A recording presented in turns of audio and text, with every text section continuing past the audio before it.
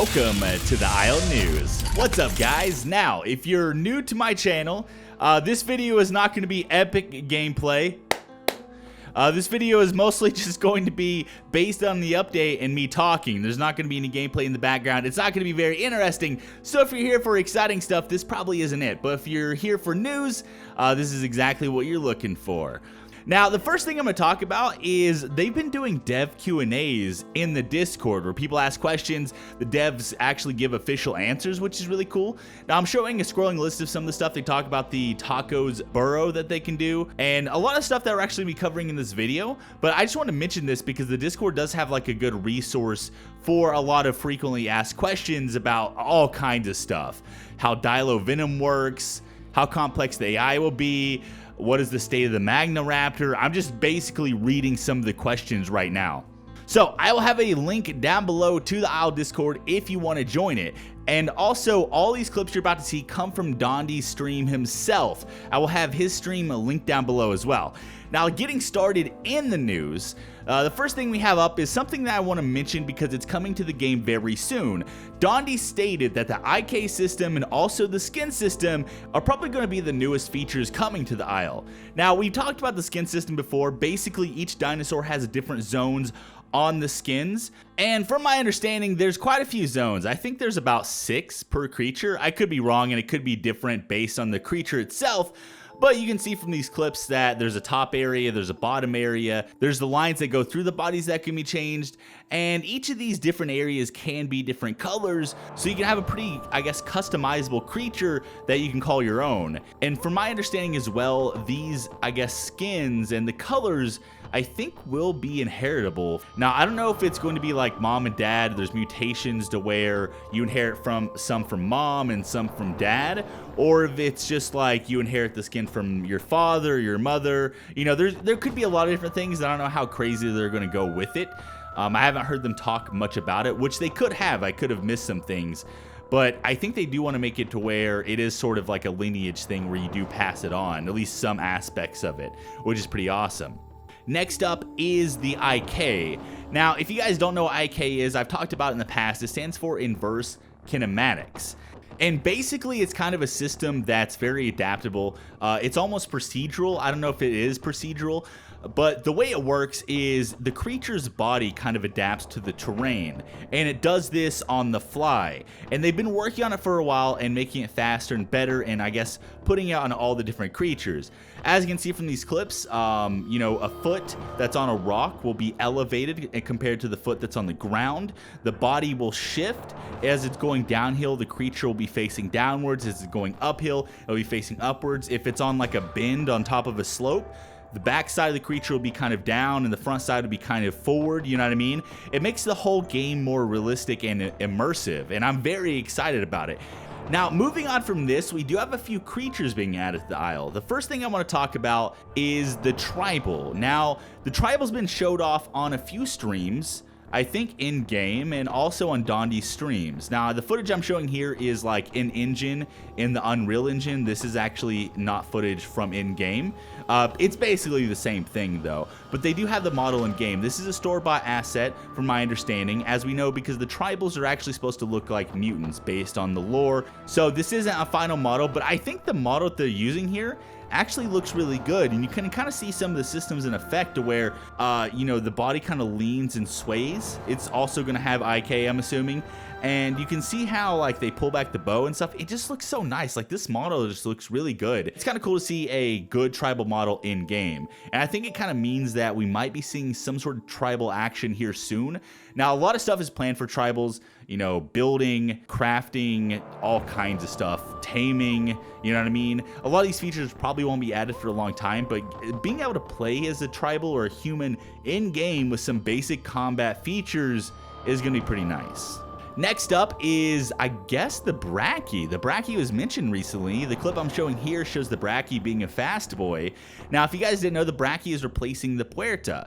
We also have the Chimera in game, so instead of a Puerta, we'll have a BRACHI and a Chimera, which is pretty cool. Sauropods, they've talked about having them where they're just kind of AI and not playable by people. Now, that was in the past. I don't know if they're planning on making them playable or not. They probably will be playable in a sandbox environment. I'm not sure if they'll ever bring it to survival survival or whatever future game modes they do in the future. But having a sword pod brings, I guess, diversity to the game. I would like to see it in survival, whether it's player driven or AI driven.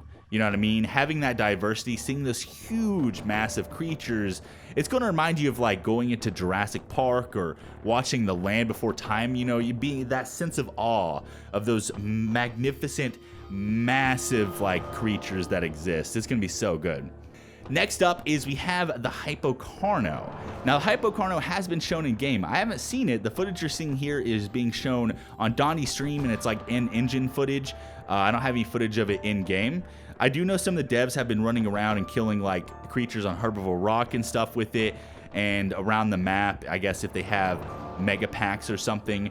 HYPO CARNO is really scary. It's really big. It's about the size of a Spino or a Rex, and it kills a Spino in about 4 bites. As you guys know, Spinos and all the other survival dinosaurs like Shants and stuff were removed temporarily from survival. It was just kind of like a little test they did on the dev branch. I still don't think they figured out the systems they want to do for how to obtain the hypos or the tistos or, you know, whatever, the neuros in the game. But once they do, I'm really excited to play them. Next up is we have the TITANOBOA, which is cool, a different type of creature. And I think they've mostly been waiting on implementing the TITANOBOA because of IK. Now that IK is almost here, the TITANOBOA is going to look very smooth. It's going to be a very slick boy. Now, they've shown footage. Actually, I think dev has played it in game, so it is part of the game right now, but it does all kinds of crazy shit. It like explodes everywhere. But once it has IK and stuff, you're gonna be able to see it slithering over rocks and like conforming to the terrain perfectly. So yeah, having the TITANOBOA is gonna have a different type of creature out of the game. I don't know if it's gonna be player driven or be AI. I think they're thinking of a way to make it so players can play as them. I'm not sure if it will be played by players though, but it looks really cool. I imagine how scary that's gonna be walking through the woods as like a Rex or a Allo or whatever, and suddenly a TITANOBOA just comes out, wraps around you, grabs you. Oh my god, it's gonna be so terrifying. It's gonna be crazy. Next up is we have the Psittacosaurus, also known as the Taco. Now, the Taco isn't new, as you guys know. It's been in the game for a long time, but the Taco is getting a burrow mechanic. Now, in the dev Q&A section of the Discord, they talk about this. There's also some stream clips talking about this on Donnie's stream. I'm not going to be showing anything, but they kind of talk about how the burrowing works, where other dinos will be able to burrow, like juveniles and stuff like that, and then adult dinos will be able to actually dig them up and stuff. So it's going to be a cool system. It hasn't been fully fleshed out yet, and I think the animation was made in like a single day, so they're probably going to have better animations and stuff. And they don't really know exactly how the quirks are going to work. You know, like what if someone grows or exploits the actual burrows themselves? You know what I mean? So they're still trying to figure it out, but burrowing is pretty cool. Next up is the QUETZ, the Flyboy. Now, Flyboy has been seen in the game. If you've seen my last video, you'll have seen the QUETZ in game. A lot of devs are playing as it right now. The person playing as the QUETZ in my video last time was Donnie himself, the great Don. All pray to the great and humble Don, our Lord and Savior. Now, features of the map are going to be added, kind of like the pipes over that big ravine area. That's supposed to be kind of like a QUETZ area to land. So I'm not sure exactly how flyers are going to work. Flyers are kind of boring when I think about them, but if they implement them in a good way and maybe you can like swoop down and grab babies and shit, I don't know. But hopefully flyers implement in a way that they're actually fun to play. And instead of, you know, instantly dying when you land on the ground, that'd be nice. And last but certainly not least is probably the most anticipated creature coming to the Isle in a long time, and that's the Deinosuchus. Now, the footage here, I haven't heard of anyone playing it in game. It might be in game right now, but no one's played as it. But yeah, this is in engine. It is very fast in water, and it is extremely fast on land. But I'm assuming it's going to have short bursts, kind of like the Spino does. And it's going to be terrifying to have some sort of semi-aquatic creature in the swamps or whatever on land. And this guy's going to be huge. It's going to be able to grab a Rex, pull it under. I don't know if they're going to have the death roll or what. I don't know exactly what sort of mechanics they're going to have for the dino. Now that we've talked about the creatures, let's move on to the map. As you guys know, they've been working on V3. This is like their 15th fucking iteration of E3 right now. I really hope that this is the last iteration. I think what they should do is they should make the map, right? They should work on it until completion. I think V3 is a long way from being completed, but they should work on it until completion. And if they want to tweak things, unless this is like an HD remaster like they did with the V2, they shouldn't mess with V3 anymore. They should complete it, call it Dunzo, and then make a new map. Make like a Sahara map or a jungle map, or whatever type of map they want to make, aquatic map, whatever. They should kind of just do that. But anyways, V3 is being worked on. As you can see, there's a lot of human buildings.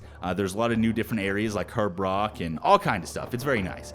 But they're adding new stuff to the map, which is what I want to talk about. And what they're adding is, first of all, Dondi was talking about islands. Now, in the video clip I'm showing you right here, it shows that the islands, there's water in between them and stuff that's really, really deep.